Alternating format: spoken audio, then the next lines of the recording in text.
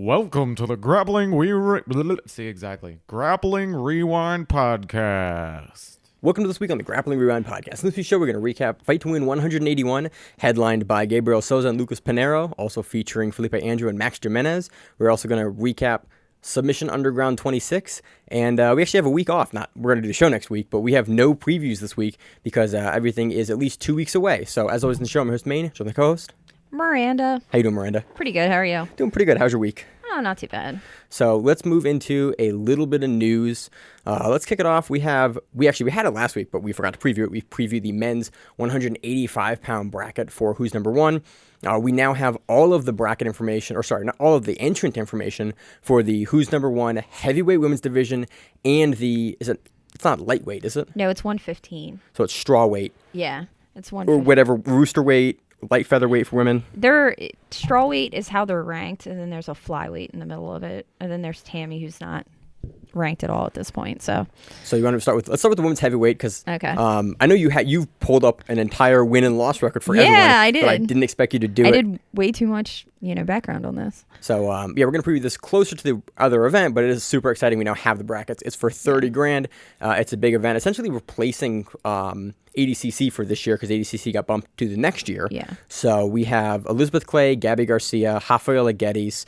We have Amanda Leve, Kendall Riesling. We have, actually, you do this not off the top of my head, Ana Carolina Vieira.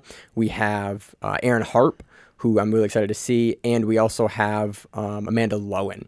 So that is the 8 women we have for the who's number one heavyweight bracket. Miranda, what do you got? Who do you think I... Talking to the mic. Okay, I'm talking in the mic. It's an interesting group. Is it Nathia? Natalie? Natalie? We call her Natalie. Where does she show up? Like, she doesn't show up in the bracket at all. And she's the only one that's really won against. She's beaten Garcia. She's beaten Kendall. She's beaten... Yeah, where the hell is she at? I think she's pregnant. Oh. I think it's what the issue is, and actually. I guess you shouldn't really compete when you're pregnant, right? I mean, it's probably a bad thing. Not really one to talk, but yeah. Probably not a good thing. I think that was why she was asked. I think there was a discussion somewhere online that was like, where's she? And she's pregnant right now. Again, that makes sense. I apologize if I am incorrect about that. I was just wondering where she was at because she's the one. What I read. I mean, she's the one that has wins against Gabby. And Gabby always seems to be a problem with everybody, and I don't know how to talk into a mic. So, it's all good. But, it'll be an interesting grouping. So do you go to Garcia? Because Garcia is very clearly here the second, or aside from Natalia, who just has the most recent win over her. She has a win over... I think some of the other women have more expanded breadth of knowledge than her, or at least not breadth of knowledge, but they have more they can do. Right. I think her game is everybody knows what her game is going to be. I think that's one of the problems that we saw from with kind of what Natalia exploited last time is like you very much know, and she talked about that in an interview when she saw her at Pans and lost, was like, oh, I know exactly what I have to do to beat her. Yeah. And since has kind of been able to figure out Garcia's game. And the last couple times I've seen Garcia try footlocks, but if she is on a girl's foot who's 100 pounds less than her, I'm probably not, like maybe 50 pounds less than her, and she's cranking on somebody's foot and it's not working. I'm curious to see how she deals with Clay, because I think she has a win over Clay. But she just crushed her. It was right. I'm curious to see if Clay will come into that match with a different strategy, or Geddes, who we know that can play kind of a variety of game, even with the size discrepancy that Garcia is going to kind of have on everyone. Yeah. Will we see sort of the depth of these other folks' games? Like we've seen great performances with like a dichotomy of game from Geddes. We've seen a great performance from Erin Harp, who kind of came out. At least we hadn't covered a ton on the show. Put a great performance on Geddes. Ana Carolina Vieira has looked great, and again has a diversity of ways that she can play it. We haven't seen a ton from Geddes recently. We know what Kendall's game looks like, but again, she's definitely on the larger side of that bracket. Kendall was the one that almost got thrown off the stage a bunch by Gabby, right? Gabby was like literally chucking her off the stage at Fight to Win. That might have been the Kendall match, Yeah, I think that was... So, and then we have Lowen, who is currently really active on Submission Underground. Yeah. Has she been on Who's Number One yet? I don't believe so. I could be incorrect. I saw that she was 4-0 in MMA and she's a Submission Underground champ, but I didn't see anything else. Yeah, I'm kind of curious to see how Lowen slots in here. We just saw her in a recent match on SUG versus Canuto. Yeah. And Canuto looked really good in the regulation, but Lowen was able to kind of eke it out, I think by like 6 seconds. Yeah. We're going to talk about SUG here, not this SUG card, but this week's SUG card on the end of the show here. So, yeah, it's a really interesting bracket. It really comes down to who can implement a game to kind of stop Garcia, I think is what we're doing. And I think we have 4 or 5 different women in this bracket that can do that. I think if Clay comes in with a different game plan and is able to get out from underneath Garcia, we can see that. Or get under her even more and be able to exploit her passing style. Or if she tries to kind of push a footlock battle with Garcia, I think she'd come out on top there. Oh, yeah, definitely. And then Geddes, Harp, and Baby Vieira, I think all have the skills and the tool set to potentially give Garcia some problems. Again, in the ADCC rule set, which I think is going to be really similar to the Who's Number 1 rule set for this. Yeah. It's interesting, but still a fantastic lineup of women. It's definitely. It's a good lineup, and they're not all exactly the same. All their games aren't exactly the same, so it'll be interesting how they match them up. Which is why we like Amanda Lev is like a local black belt. She's good. I love watching her game. I love her. She's like so many wins by that flying armbar. Yeah. We saw her win West Coast Trials in 2017 versus Grandati with that armbar. She fights at PFL this weekend. Levin? Yeah. No shit. Michelle or Amanda. Amanda Levy. Yeah. Oh, no she shit. fights this weekend for PFL. Oh, I didn't know she'd gone pro. Yeah. I don't know if she's gone pro because they do AMI pro PFL cards. Still does AM? Yeah, but I don't know if that. she's pro or AM. I just know that there was a long time where she was not having the easiest time getting matches because people were kind of scared of her game. Yeah. So I would expect. Yeah, so she was but I know she's fighting this weekend because I saw at least pictures of her. Yeah, it was some locals on PFL this week, so I tuned in for a couple of fights this week on PFL. So it'll be interesting because I don't think any of them have won against her recently. Well, maybe at ADCC trials. Maybe back in 2017. But it's been a minute. Yeah, it's been a weird couple of years, but yeah, super exciting bracket. Very, very fun. Again, everyone here has a pathway to victory, which is, for me, what makes a really exciting bracket. Do you have any kind of closing thoughts on the heavyweights? Nope. All right, moving into the female. Oh, I just lost the page. The 115 division, we have Maisa Bastos, we have Danielle Kelly, we have Jessica Khan, we have Tubby Aliquin, we have Grace Gundrum, Amanda Wynn, Jessie Crane, and kind of out of nowhere, Tammy Musamechi. Yeah, it's been a minute since we saw her. When you pulled her last match. I just keep on saying a minute, and it's not. It's been a couple years. They said she hasn't competed since the 2009 IBJJF. 19. That was the World Champions, right? Yeah. Where she won kind of a close match, but up on points, and then just like retained guard and was able to kind of pull out the victory. Yeah. And that's the last time, really? Yeah. But again, it's been 2 years of a little bit of weirdness. Yeah. And IBJJF really hasn't done a lot of events, and she was pretty heavy in the IBJJF circuit. I mean, she showed up for a lot of the world stuff, and that's because I think she's multiple-time world champion. So, but I haven't seen her do any super fights. No, she's been we haven't. Has she ever done ADCC? Has she ever done trials? You're putting me on the spot here. Yeah, I don't think 3 years ago. I don't think so. I don't remember. I can't. Yeah. I don't want to say yes or no. Yeah. Because I don't remember. Again, it's been 2 years since we've covered. Almost 2 years since we've covered her. If we look at the article that we're looking at, it says right there that she's the 3-time no-gear world champ and ADCC bronze medalist. Yeah, that's why I didn't want to say it. I was like, offhand, you're like, I didn't pull this beforehand. I'm like, Anyway, so. Yeah, she's done. She's familiar with the rule set. She's done it. Yeah. She's medaled at ADCC. So how do you see this bracket? Like, I tried to pull super fights. I didn't really think about ADCC, not because of the way they bracketed it not showing up. Right. Unless I actually remembered them somewhere in a match. So what do you see for this one? We have a lot of people that have faced each other here. I think Kelly has faced Khan, Bastos has faced Gundrum, Bastos has faced Musamechi. I am gonna go with either.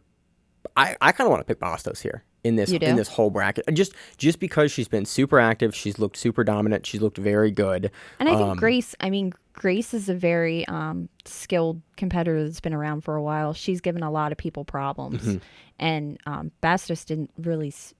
Bastos won against Grace and won against Grace. Yeah, and that's the only way I would put her above Grace, because Grace has some benefit. She's won against a lot of she has more competition history than a lot of these other females. We've been covering Grace and watching Grace since she was a kid, literally since she was a kid. Yeah. I think she's 18 or 19 right now. And the only reason I'm not kind of hedging, and the only reason I'm not hedging Tammy is because we haven't seen Tammy in 2 years. Yeah. And like that, for me, I never usually pick someone coming off of a multiple year hiatus just because I can't make an informed decision about it. And then with Bastos versus Grace, I think the other two kind of strongest people in this bracket, that have had a most recent match. Bastos took that and took it relatively cleanly. Yeah.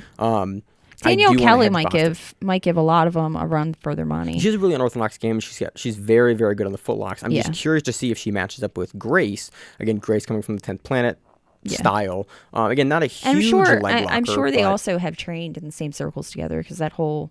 Yeah, they're both New Jersey folks. Danielle is New Jersey, like North Jersey, and Grace is Bethlehem, New Jersey kind of. Studio 84 people with Jay and all those folks tend to train and cross-train. I know Keith's teaching there now. Keith Corian, I know he's trained with Grace. Like they're very familiar with each other here on the East Coast. Yeah. So yeah, it'll be interesting. I'm super amped for this bracket. It's shaping up to be a great event. They got. We were talking about in the Grappling Run chat who we thought would be added to this bracket, and then we saw Tammy come in, and everyone went, "That's a really good pick," because we were thinking about who else would get the slot for the kind of the final slot earlier this week, and Tammy coming in was like everyone kind of went, "That makes a lot of sense. That's a good pick." So, any other kind of closing thoughts on this one? No, we usually don't do previews in the news section, but. We haven't talked about this. It's a huge event, and and it'll be an interesting event to see how they set them everybody up. Are they running each division each day? Because it's a 2-day event. It's a 2-day event. I assume they wouldn't. I assume that they're going to do it exactly like ADCC does it, where they're going to run first round, second round, and then they're going to run final round or third semifinals and then finals. Yeah, that's how I assume they're going to do it because you have 2 days. You're not putting 3 matches in a day because then I think. At this level, you tend to diminish competitors like that. Oh, yeah, definitely. The second day gives them a chance. I'm curious if they're going to weigh them in again, actually. Because ADCC has that double day weigh-in. Yeah. Given that it's kind of a super fight organization. It's an invite only. Yeah. I'd assume you just weigh people in the first day and you wouldn't have them weigh in twice. Yeah. Again, with all these folks, I don't think anyone's going to have a problem making 1:15. No. So I'm not really concerned about it. For some of the men's divisions, I think that's a bigger issue. Oh, yeah. But I do doubt that they will, just kind of, given how Flow operates, I doubt that they'll make them weigh in 2 days in a row. But again, I could be wrong. Yeah, but you could also have some big problems at that point too. And that's what I mean. Like it's a huge thing for ADCC, but again, it's a similar amount of money to ADCC for the division. It's like 30 grand. This is one of the bigger purses in grappling. Well, hopefully they know that. I hope we have no one because people know they're supposed to be a certain weight, but some people always seem to have that problem. Some people certainly do have that problem. So that's all I got. And that comes from somebody who's actually not made weight for IBJJF before. You've missed weight? I've missed weight. Oh, that's on you. 2 days in a row. Oh, gi and no gi? Yeah. Oh. It was bad. How much weight? Like 2 pounds. Oh, that's terrible. That's just like not, I missed by 0.8 the first day, and then the second day because it was no-gi, and I was stupid and I had the lesser division and didn't go up a division for my no-gi. I wound up screwing it up. I wound up screwing up that entire weight cut. That's terrible. It was bad. I only overcut by 7 pounds. You overcut by 7. Overcut, and Rachel overcut by an entire division because we were on the same diet. Oh, nice. And they couldn't find her in her division, and she went, "Yeah, I'm a division down," because we weren't married then. Yeah. Basically, we got on the same diet and then made weight super hard. Yeah, that was good. Good times cutting lots of weight, getting to 142. I used to do 125, which is not fun. Good for you on it. 129, but I had to be 25 in my gi. So yeah, because the gi weighs a couple pounds. Yeah. So in other news, that does it for this piece of news. In other news, there is a lot of stuff currently going on in the world of jiu-jitsu with sexual assault and allegations and how gyms and folks are handling it. Mo Jassim, the event runner for ADCC, has recently got a hold of a lot of information and is putting many, many folks in gyms on blast for how they're handling sexual assault and that stuff in their gyms. If it's not clear by kind of the change of my tone, this stuff makes me super uncomfortable to talk about. What I do want to say is that if you are a victim of sexual assault, or you see it, or you know about it, make it known, make it not acceptable in your gyms and spaces, and seek help for those situations. I wish everyone who has experienced that the best, and I hope that that does not happen in your gym or your community. Be good people, y'all. So I want to move on from this quick because it makes me super uncomfortable that that's happening in the community. It's astonishingly unfortunate that we have to even bring it up in today's day and age. I wish I didn't have a downer piece to end on news. Do you have any other news going on this week? I don't think so. All right, so that does it for this week in news. That sort of has been the biggest news this week, and I've honestly been pretty pleased with how a lot of the community has responded. Yeah. It's just unfortunate that we have to do this every 6 or 8 months on the podcast. Let's move into our recap of... Let's start with... Fight to Win, or are we going to do Submission Underground? Let's do Fight to Win 181, headlined by Gabriel Sousa and Lucas Pinheiro. Gabriel Sousa defeats Lucas Pinheiro via decision, and I think... Overall, in this match, like I love watching these two guys compete. It was a little more, a little slower on the feet than I would have kind of liked it, but I did like that there weren't big pieces where neither guy was shooting. You know, you had a lot of bent over stance work, and then you had a lot of shots and counter shots from both guys. You had Lucas trying to double leg Pinheiro off the stage a couple times. I think only like 3 or 4 different times, but one time props to the ref. Yeah, dude, he jumped right in the middle of that. There was one of them that I thought was just beautifully orchestrated. Yeah. The ref sees the shot coming in. Yeah, he steps behind, and he throws Gabriel back into the ring. Yeah. And like it would have been like a double leg off of the stage, and like great job protecting your competitors there. Yeah. And he falls off the stage another time, and like again, good job protecting your competitors. Yeah. I love that Fight to Win referees again on that elevated stage. And Seth is really good about this, too. And try to protect them. Get in front of them and, like, keep them on the stage to protect your athletes. Yeah. I love to see it. No one gets hurt here. Because if those double legs would have landed, I mean, they would have went through probably a table. Oh, yeah. Pinheiro was driving. Yeah. They're not the biggest of guys, but, like, Yeah. Pinheiro was driving on the legs twice of Sousa. Like, deep. He was underneath the sprawl of Sousa and towards the edge of the mat. Again, playing the edge of the mat a little bit there, but it's going to get Sousa to sprawl because there's no mat space to move back. And so I do understand, like, it's a very viable strategy to get someone down. Definitely. Does he ever end up actually getting one of these? I don't think so. They both pull guard Yeah. at various points in the match. I was super impressed with a lot of Sousa's grip fighting, and I love the way that Pinheiro here from the bottom would go from the single leg X and the outside single leg X with his legs crossed, and then he would take his inside leg and he would throw it behind Gabriel Sousa's arm and like the armpit to prevent Sousa from being able to square up fully and address the grip on the same side hand. Yeah. Like it was just some really, really slick grip work. Yeah. And Gabriel would counter with either a pass or a sweep, and then from his bottom position, actually, when they would flip position on the bottom, Gabriel was doing a really good job of transitioning from the single leg X into the X guard, and then getting up underneath Pinheiro and forcing Pinheiro to try to almost like jump over the guard. Yeah. And that's what sort of led to not the finishing sequence, but the sequence towards the end of the match where Gabriel pulls. And then he gets sort of into the start of an X guard, and then he's seen Pinheiro try to jump over it 3 separate times. Yeah. So he tracks Pinheiro on the jump and lands him into the knee bar and starts attacking the knee bar. Yeah. It was pretty knee bar. I mean, it wasn't... He didn't get the knee bar, but he didn't lose position horribly either. It wasn't like he got his back taken from a failed knee bar. Yeah, and Pinheiro, I think, worked for the back there for a minute and did a good job of adjusting his knee, and Pinheiro did a good job of adjusting his knee so that Gabriel had to kind of continue to pull it across the center line. But he never got overextended, and he was like... Pinheiro was very, very flexible because his leg was out straight, and he was still trying to take the back of Sousa, but he was super, super calm in that position for...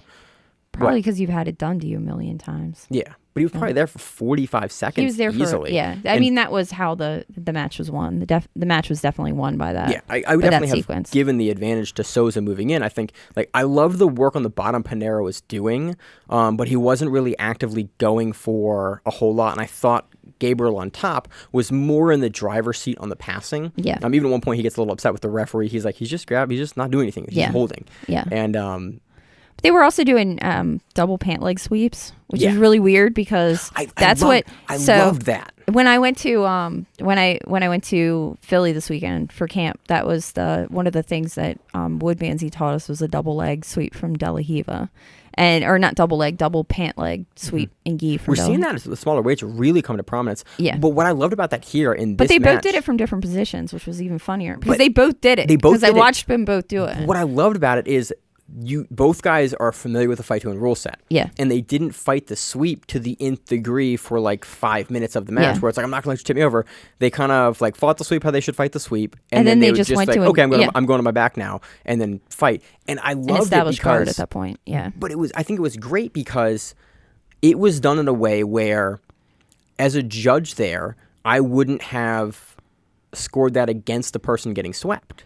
I went, oh, you're just electing to take your net. It's not working out for you. You're going to take bottom position to keep the match moving. And I went, oh, and it specifically stuck out to me in my head when I was watching the match because I went, this is one of the first times I can recall in my head watching two high-level guys know the fight to win rule set. And not stall out. And not stall out. Decide to actually play it as the rule set was intended and go...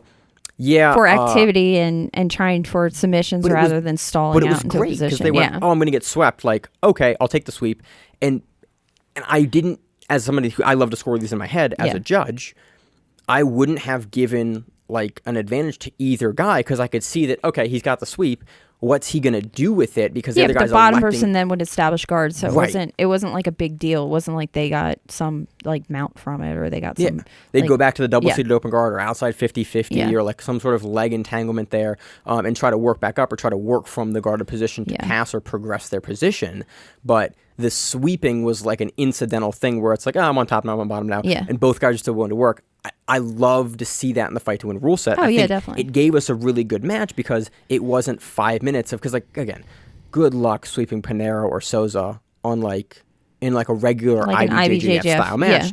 They're going to fight you to the nth degree. It's going to be a one advantage match. Like that's just how that match is going to go. I know they guys faced each other before and it has not been that case, but also Gabriel Sousa does a lot of like AJP where they have really aggressive stalling penalties and they have shorter matches and he's a guy that's willing to work. I just love to see it from the smaller guys because a lot of times the smaller guys get a lot of shit, rightfully and not rightfully so, for like slower, boring, like advantage matches. Okay. And I appreciated both guys here not doing that. And it was just like, it was a cool match to see because you got to see both of them open up on top and on the bottom because it wasn't. Yeah, there wasn't a clear like bottom position person or a clear top position person. You'd see Pinheiro go to the bottom. He'd work the leg.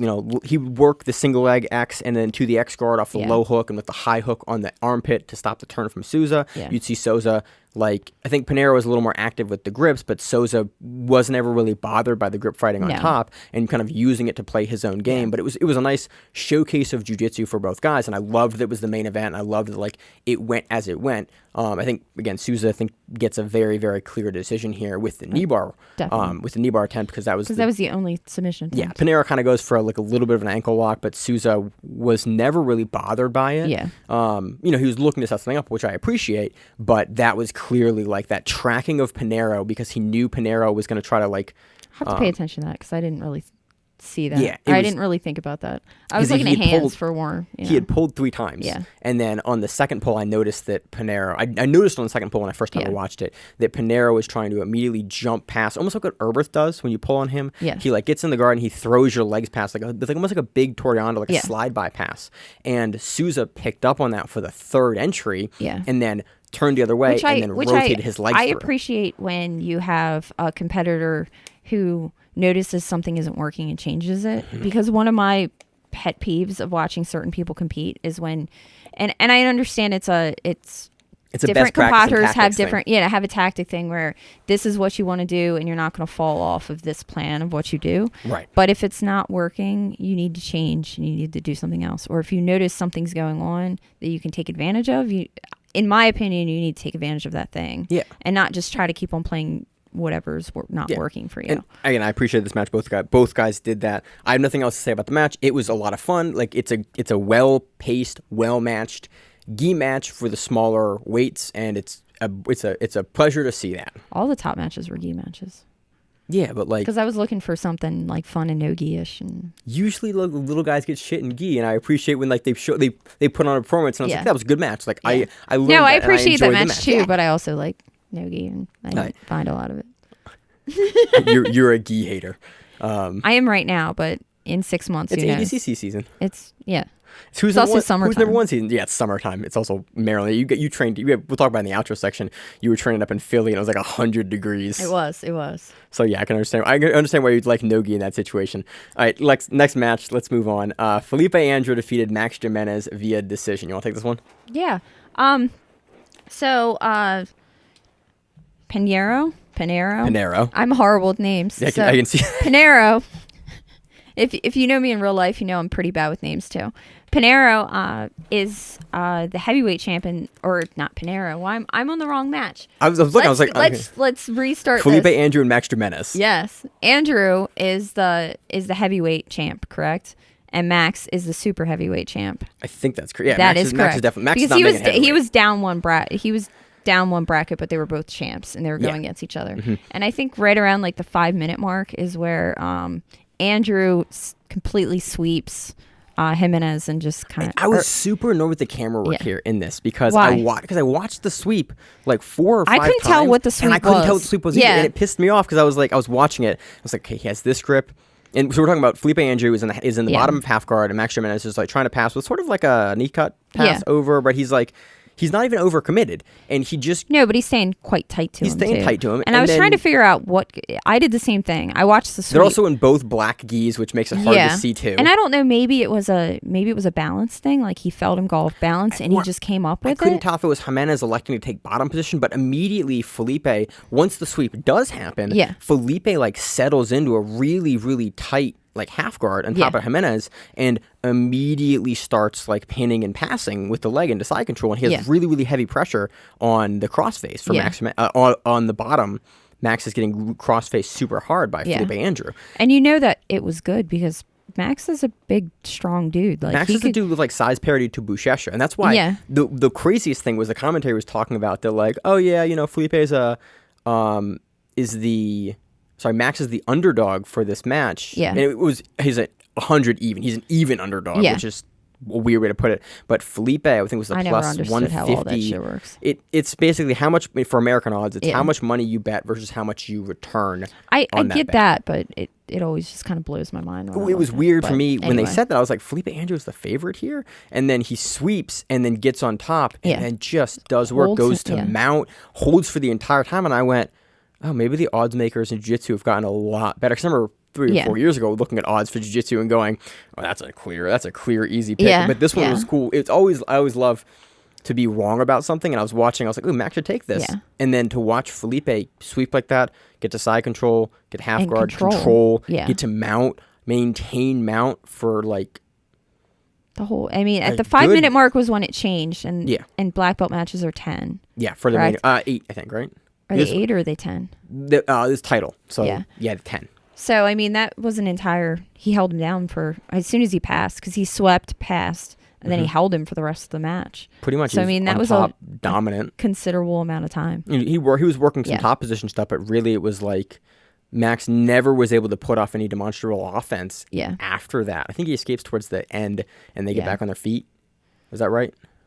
I don't remember him getting back up. Okay. I remember him saying it might have been in the very, very end, but I don't remember. It was a super controlling performance by Felipe, and it was not something I expected because Max is a guy that we usually don't see controlled in that way for that length of time. No, and so it was super surprising. Again, Felipe Andrew takes a super dominant victory here over Max Jimenez and proves me wrong, which is always exciting for me. Yeah. And I was like, oh, look at that. Felipe Andrew has new folds to his game, going up in weight. Yeah, I wouldn't have called that one. I mean, I always think about Max Jimenez and like his performance against Buchecha, where he like looked so good at the beginning, Buchecha was able to pull it out at the end, but like very dominant. Think about Max Jimenez and Gordon Ryan. Like the Max Jimenez matches that I think about are like the ones where he shows he is like a true super heavyweight that can still move and like do a lot of things that guys super heavyweight can't do. Yeah. So again, when Felipe Andrew comes out and puts on a performance like this from a guy that he is definitely smaller than, not as small as I thought he was. Yeah. But definitely like Max is the bigger guy here. I was just very, very impressed with the amount of controlling pressure that he put on throughout the match and the ability to maintain the mount and just maintain top position for the entirety of the match. Seemingly as controlled as he did for that entire time. Very, very clean victory for Felipe, takes title. And Yeah, that does it. That's next match, let's talk about Marcus Torregrosa defeating Angel Lopez. They called it a baseball bat choke, or they didn't call it that. They called it a scarf choke, and then there were two announcers, and one said baseball bat choke, but I didn't think it was a baseball. And I rewatched it only because of hand positioning for a baseball bat choke. Yeah. And there wasn't the hand positioning for a baseball bat choke. It was the same side, because baseball bat choke is the underhanded grip on the choke as you come over. I don't know.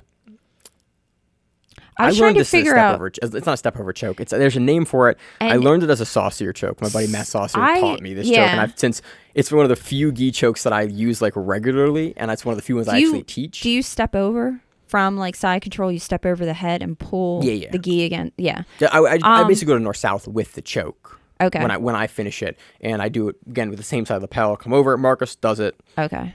We're talking about essentially Marcus Torregrosa takes him down, passes, gets to like a mount. He starts pulling out and going almost baby arm with the gi. If you don't know what baby arm, that makes a good explanation.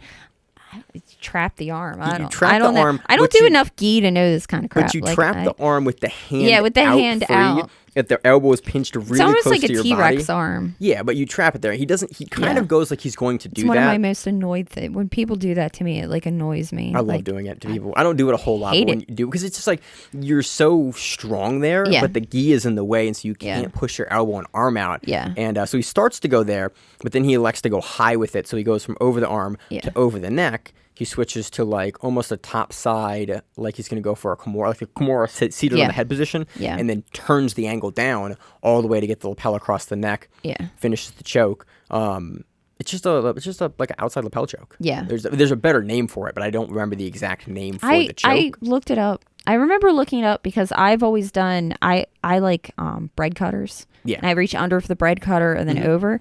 And then I had a coach once tell me to step over the head and then pull their gi, their lapel around their neck, pull that up as you like push their leg back or their head back with your leg. I've seen that variation too. And I never had a huge amount of success with it. No, that's like cranky as hell. Like I'm just gonna crank the hell out of your head. But I just never had success doing it. What's it called? So I have little rooster weight, older. Does his own. Oh, what is his? Completely just fell out of my head. Older rooster anyway, weight. Is he a local guy? No, California, San Jose. I've done his seminars a million times. Coyotera. Coyotera. How'd you forget Coyotera's name? Anyway. Little rooster weight. That's not anything I would say. He's a rooster. He is. He's not a natural rooster. He cuts the rooster. Yeah, he's a little guy. He's bigger than I am. Is he really? Yeah. I have pictures with him. He's a good head, like taller than me. He walks around at like 140 and he used to cut to rooster. Okay. Because him and someone else that we both know had a conversation once and he was talking about how he wasn't like a true rooster. It was a completely hilarious conversation that I will not, I can't publicly provide, but it was hilarious. Anyway. I just can't believe you did your go-to for Coyotera is that little rooster weight from California. I couldn't remember. Has his own footlock name for him. Trained Mikey Musumeci. Yeah, all the things I couldn't think. Coyotera multiple time world medalist. That's what came to my head. Okay, when I'm on camera, I don't always think about exactly what's California. Well, I mean that's. I'm just kidding. But anyway, I love him to death. I think he's great, and I have his online program. Yep. And I always look it up, and he teaches it. And I went to him to learn how to really do it because I didn't know how to specifically do it. And you have to get their head stuck in your knee, crook of your knee, the crook of your knee, and then you got to pull against it as you drop your head to the mat. Because if you drop your head to the mat, you don't go forward because you don't get rolled as a smaller person. If you do that, they just roll you over. But if you post on your head, you can pull up against your leg and you can kind of push down with your leg, and it actually works. And he calls it something like an assassin choke. He has a name. We talked about the assassin choke last week, and that's the Barry Yoshida choke from the crucifix. Yeah, he has a name for it, and I can't think what it is, but I at one point remember that. And if I think about it, if I randomly in the midst of explaining stuff be like, it's a blah blah blah, I might. That's remember what it is. But that's what Marcus Torregrosa hits on Angel Lopez. That variation of a choke, very neat finish. It's a finish we see not we we see it not infrequently, but no, but it's not something you see all the time either. No, it's not like a Kimura. It's a more uncommon finish, and it is a really neat, the camera angle is really nice on it because you can see him switching the hand position with the lapel from going straight over with the one arm on top, and then getting his fingers involved, and he just has the lower end of the lapel. He snugs it up a little bit, and then he makes the turn into the position. And it was just really, again, some of these finishes by choke, you can't see what the camera sees, or the camera doesn't show you what you want to see. Exactly. This was really great because you could see the small adjustment of hand position that he needed to have just enough lapel to be able to make the switch and get the finish. Yeah. So it was nice to see. Any other match you want to talk about the card? No, I didn't. All right. So I don't have any notes on anything else. all right. So yeah, very fun card. Where was it again? Sacramento. It was Sacramento, California. I'm going to move through the black belt results. We have Omar Lasares Tamara defeating Thomas Haley via decision. We have Daniel Whitmire defeating Ahmed White via split decision. We have Tyler Bray defeating Sean Joseph via arm lock, and that was submission of the night for the black belts. We have Kaiser Sulubayev defeating Victor Vita via neck crank. Love to see the neck cranks. We have Tobin Stanley defeating Brandon Alexander via decision. We have Carlos Oliveira defeating Orlando Castillo. We have Jack Montgomery defeating Luis Moreno via choke, and we have Anton Gibson defeating Christian Fischer via decision. That was fight of the night for the black belts. Let's move on to Submission Underground 26. Miranda, where do you want to start with this one? It was a card. It was a card. It was a card for sure. Full disclosure, I had to mute Chael. See, I like give or take like 45 Chael. seconds.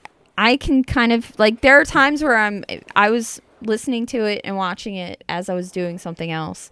And there's a couple times where I like stopped what I was doing and kind of looked over and had to repeat what he said, because what he said was something that was completely against anything I've ever learned in my 7 years of jiu-jitsu. But I still think he's entertaining.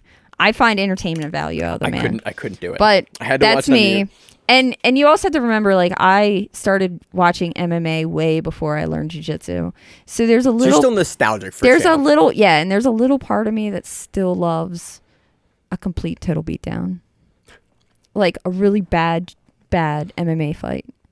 And so I will sometimes watch things that are horrific for the MMA value. And that sometimes makes me a little bit different than most jiu-jitsu people. You also like the David versus Goliath when David wins. Yes. Versus, like, I love David Goliath when it's like, oh, the champ keeps winning. Like, I want the little guy to win. I love to root for the champ because it's like, oh no, how's the contender gonna do it? He's not. The champ's gonna win. Like, that's the kind of grapple that I watch. Right. There's certain people that I'm like that with, but so moving on to Submission Underground. So the preliminary card. Everything went to overtime except for Justin Rennick's match with I cannot pronounce this man's name. Flen Caron. He finishes it via armbar in 246 or regulation. Karen puts him up onto the cage really hard, and Rennick just very slowly crawls his shoulders out and finishes that like textbook armbar from the guard. Yeah. Karen stacks him up. just sweeps his leg around and he does a really good job of maintaining the arm in the pocket and in the chest for the entire time. And Rennick just keeps turning his hips, and very slowly he's controlling behind the shoulder as well. And have you ever trained against a cage before? Yeah. It sucks. I did MMA for like a couple of years. Okay, it's terrible. I didn't know if you did or not. Cheese graters your it's back horrible, and your hands. And getting up is horrible. Like trying to wall walk up. Well, because Karen puts him into the cage hard, and his head's and Rennick's head is like on the side of the cage. I've been in that position. It sucks. It's terrible because your head's all crushed in. But it was really cool to see Rennick able to get his hips out from basically the cage, and he's able to get off the cage and get perpendicular to it, and then continue to control the arm. And then able to pull it out. You can tell it's a super tight armbar because both Karen's arms are in it. And Justin just continues to pull out, gets over the top of the fists and hands and rakes down, and then just is able to finish the armbar. Yeah, Uncle Chael kept on saying that he was going the wrong direction. Did he? And then he got the arm lock from the wrong direction, and I watched it a bunch of times trying to figure out what he was talking about. No clue what he was talking about. I think I didn't hear what he said because I muted Chael, but I'm guessing he probably thought that he had the top side arm because he had both arms in there, and I think Chael probably thought he was trying to makes more sense for like the chest violent arm lock, which is it's absurdly hard to hit. I've hit it a couple of times ever on people that did not have skill parallel with me.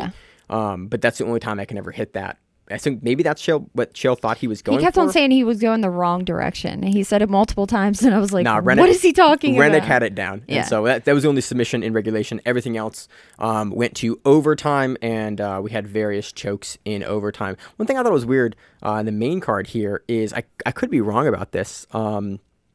Let's move on to the next match. Andy Varela defeated Kevin Casey via escape time. Varela came out hard, put Casey down, got Casey's back, and then put him in a rear naked choke for, what do you think? A while. 2 minutes? 3 Yeah. minutes? 2.5 minutes? Yeah. I don't know how he got out of it. Dude, Kevin Casey just... I mean, it's hand fighting and just like one thing bearing down. love about MMA fighters, though, is that... They'll let you choke them out? They'll let you choke them out a little bit. Like, yeah. They will fight... They will take the chin pain and the jaw pain. They're just that little next level of tougher where it's like, I'll let you hurt me while this is getting, like, done. Because but then if you let him out, they're going to beat the crap out of you. And Kevin Casey he gets out. Yeah. I mean, he does a really good job of... Varela has his hands behind the neck, but Varela is very measured in how he's choking. He's not just squeezing with everything he has because he knows that, like, if I can't put burn Casey his arms away, out. Yeah. Casey is a big, strong dude, and if I do have to go to overtime with him, I don't want to be gassed from trying to squeeze him for 3.5 minutes and not getting it. Was that the match that went to overtime? They actually picked the armbar. Yeah, they did. Yeah. I was very, like, confused about that. I was like, why do they keep picking the armbar? Maybe he's good at armbars. Maybe that's his jam. I mean, if you get the chance, a back or an armbar, and which one are you going to hold somebody longer for? In my opinion, you go back. You always go back like every single time. Yeah, because, unless you have to do it. Even look at the statistics alone. Yeah. Like, it's guys get held in the back for regulation frequently. For 2 minutes of regulation, frequently. The armbar, most of the time, people are escaping. That's kind of why you go to it usually as a last position. You either get it quick or you escape it. Or like maybe 30, 40 seconds. But you're usually not seeing armbars a minute 30 into the match. Like, people are usually escaped by that, or like, and if you have some of these people, they'll kind of let the armbar, they'll let their arm get pretty mangled before to just get out of it. So I thought it was interesting. Yeah. It was interesting to see Casey and Andy Varela going for the armbar, especially when Varela had like the back. I think Varela goes for back once. I could be incorrect. I think they didn't only do. Yeah. But you saw it more than once. Yeah. You saw them both go for the arm. They did 2 arm bars, and I went, that's a really uncommon thing to see in a modern Once again, EBI Uncle format. Chael was very happy about that. He likes arm bars. Good for Chael. I love how you're filling me in on what Chael said. Yeah. I was like, it was muted. I watched the matches, but it was muted during Chael Sonnen's contribution. He made a comment about dancing. He was like, such and so is dancing, but his partner is not dancing with him. And I was like, okay, that's an interesting comment to make in the middle of this. So Andy Varela wins that via escape time. Again, really thought that he was going to get Kevin Casey at the beginning of the match. Kind of arm drag took his back, and then Casey did a really good job of just like staying calm and very nicely pulling the hands away from like the whole hand and the arm of Varela. He never let go of the arm that was defending the choke. Yeah. And even when he was just sort of like gritting and bearing it, was it grit? What's the term? Gritting. Is it grit or grin? Grit and bear it. Yeah. He never got lazy with it and let his hands float. Both hands were always doing something, which is something I've been noticing more recently. A lot of guys will like fight chokes with their hands free. Casey kept his hands on both defending something while he was doing that. I think potentially that's what led to him being able to take it to overtime. Yeah. So Andy Varela wins that. Jillian Robertson versus Caitlyn Chicagian. Most of the match was in the half guard with Robertson on top. It goes to overtime. Robertson continuously escapes very quickly. Yeah. And she does something here that I thought was really interesting at overtime. She kept transitioning from back to the arm triangle from the top.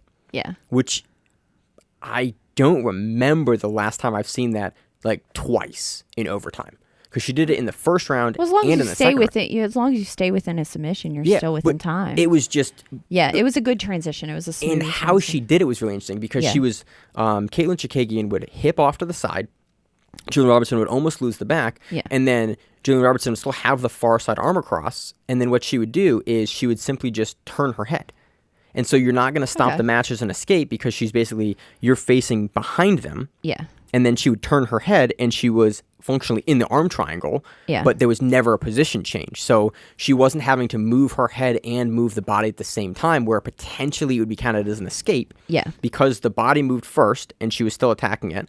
The back kind of. And that's probably some good coaching too. It was really interesting. I just haven't seen... They're both on the UFC card. They're both on UFC rosters. They're just different weight classes. What weight class is Chicagian? I don't. They're different. Right? They said they're different weight classes because, I think she's 25. And Robertson is 15, right? Strawweight. Yeah. I could. Okay. No, maybe I'm wrong with that. I don't know. They're different weight classes. I know they. Maybe there was a comment made that they couldn't agree upon the correct weight to fight at, so they haven't fought yet. Which I was like that. If one's 15 and one's... probably 20. But again, a lot of the women in the UFC jump from 15 to 35 and like all through because there's 25. Like, well, and I can see more that. So than any other. I can see that. Women jump around more than any other. Any of the guys. You got to see what you can get. Yeah, which is fine again. And some of the rosters are a little smaller, so it makes sense to take weight classes and move around a little bit. It's just, especially with the 125 division sort of being added and then sort of filtered in from 15 and 35 fighters.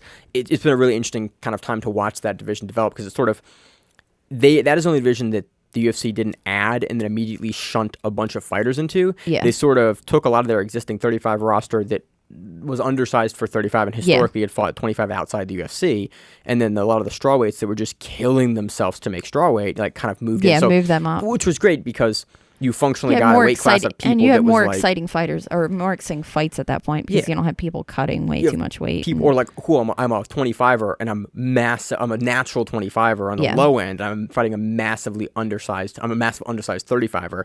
I just like that happened. It's cool to see, the filtering in a division. So I don't know what weight class they were in, but that the moving of the head of Robertson is something I haven't seen someone do consistently, and she does it in 2 different overtime rounds. Okay. I also thought it was weird that they made Robertson go to a 3rd overtime round when she had clearly won via time, even though she was she was the first overtime, and then she was ahead in time going into her last overtime round, and I kind of went, usually they don't. Usually the side of the mat will call for like.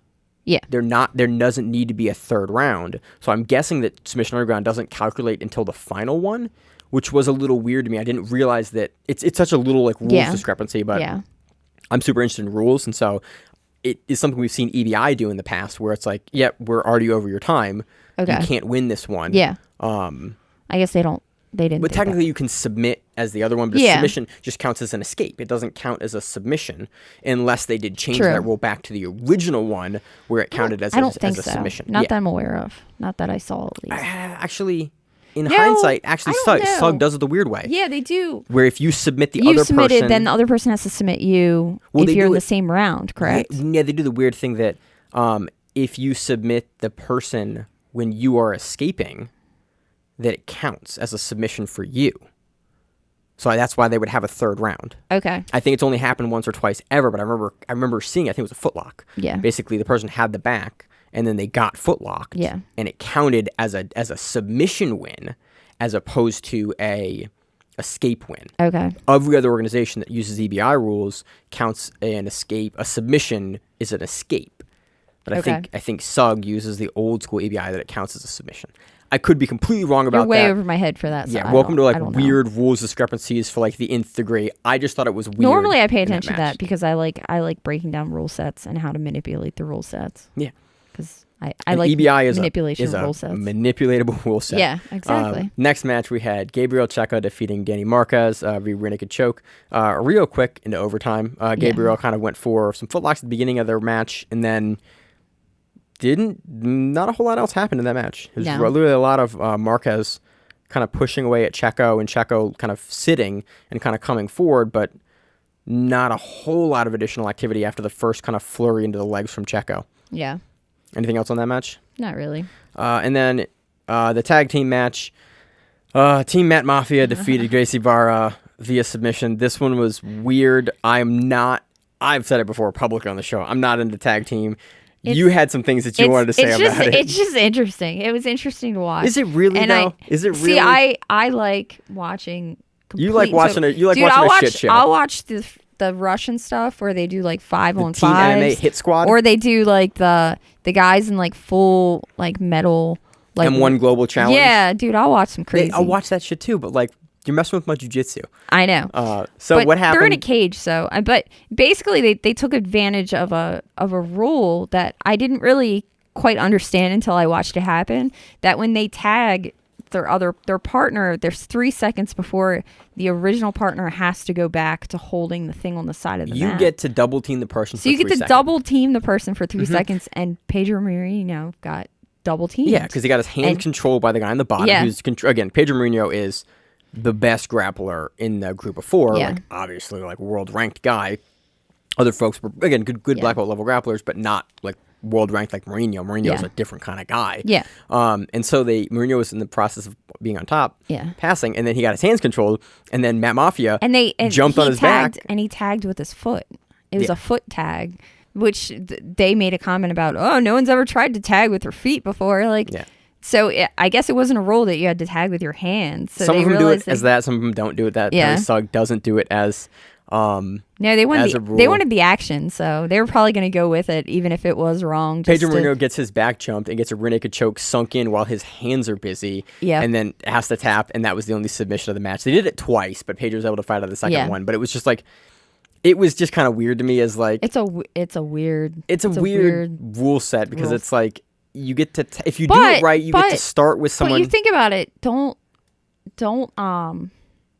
get near someone's corner. I get that, like, but it's try just, to stay out of corner. It's just a weird rule because it's like essentially you can start. Do you know what it reminded me of? It reminded me of belt tests. In which we were both like at a belt test recently, and we were watching people get gauntleted. Yeah, and you have one person like jump another but that's person. in good fun. Also, you don't jump on and lock. They jump on and give you a second. I don't know. To address them, I may have jumped on some people. I'll jump on them, but like, I'm also 140 pounds, and like I'm jumping on a 200 pounder. Also, not like jumping and immediately jumping the rear naked choke. No. It was just it's a little weird because it's in the rule set. It's like how would you it's like you can't defend that, and there's some tactics behind it. I understand. Yeah, but it's just weird because it doesn't.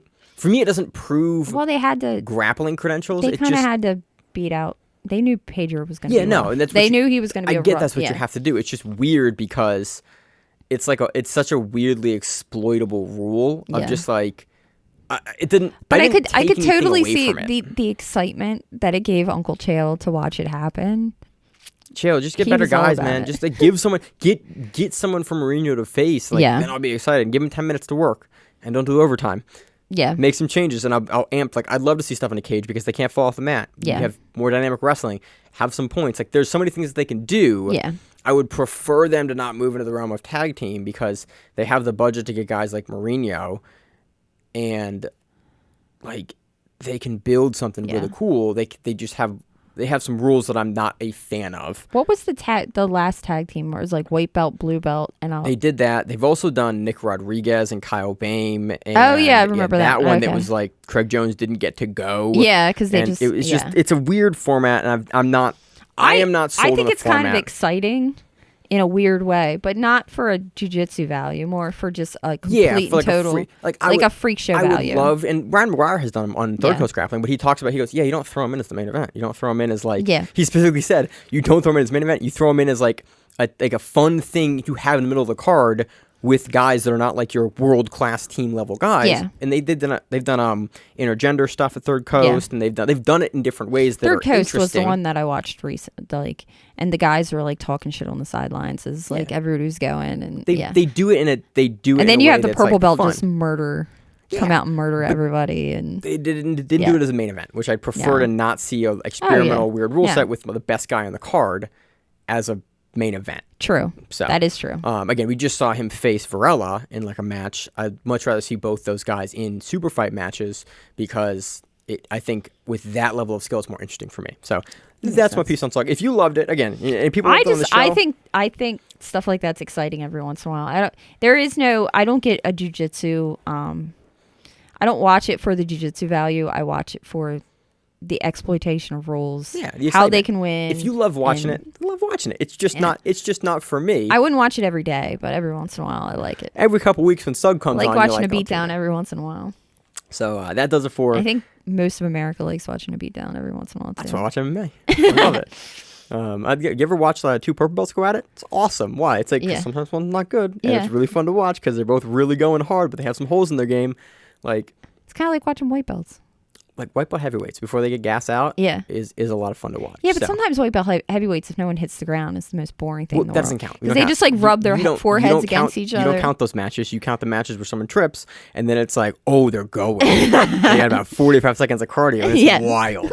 So that does it for this week on the recaps. We don't have anything to preview this week because as of now, I don't have any card information. Fight to Win is doing 2 different tournaments. They're doing their Tournament of Champions, I think in Texas, and then they're doing the Colorado Open. Okay. So they're doing 2 back-to-back, and they're returning their amateur promotion events. Okay. And I think we don't have another event until actually the following week. So we'll have previews for next week's show, but we might have a topic for next week's show. And so if people have a topic that they would like to hear us talk about that's related to professional jiu-jitsu and rules, or like an old legacy match you want to talk about, or like hear us talk about, let us know. Not just some random question. No. We also have a whole list of COVID shows that we can pull from because when the pandemic first hit, we went, oh, there's no jiu-jitsu happening. We've got to get like a list of interesting topics to talk about that are professional jiu-jitsu related. And so we can pull from one of those too, which may be what we do next show, but that's what it seems like right now. How's your week been? Pretty good. You went up to Philly this weekend and went and trained with Hinger and with Nancy. Pretty much Friday, Saturday, and Sunday. It was a 3-day thing? It was a 3-day thing. I didn't do all the sessions because I had some other stuff going on. But I did a session Friday, a session Saturday, and a session Sunday without air conditioning. And it was in the 90s. And my PT place doesn't have air conditioning. It was rough. I'm not doing jiu-jitsu. Friday and Saturday, they had a lot of rolling. And it was a lot of like 1 minute round rolling. Oh, and so as a smaller purple belt, especially if they know you're a purple belt, you get wrecked. And so it was like, okay, I'm going to spend 2 hours getting completely wrecked in the hot where it sounds like a lot breathe. Of fun, but it sounds like it was fun and miserable at the same time. One of those. And then Hinger taught monoplatas, which I've done his class on the monoplata before. Yeah, he does a really nice. He does. I just figured that whenever I think of a Josh Hinger seminar, I just think of and then I crush their neck. Yeah, no, that's what I think of every seminar. I realize he has a whole host of things that he can teach in seminar. No, I've done a couple of his seminars because I think he's dreamy. I'll say that blatantly. That's fine. I think he's a dreamy man. To each their own. But anyway, I like him. I have done 2 of his seminars on monoplatas. Oh, really? Yeah, I did the first one. Have you ever done his front headlock stuff in his guillotine seminars? Guillotine, he normally, the first monoplata one, he went from there, transitioned to guillotine. Okay. And then like a roll up to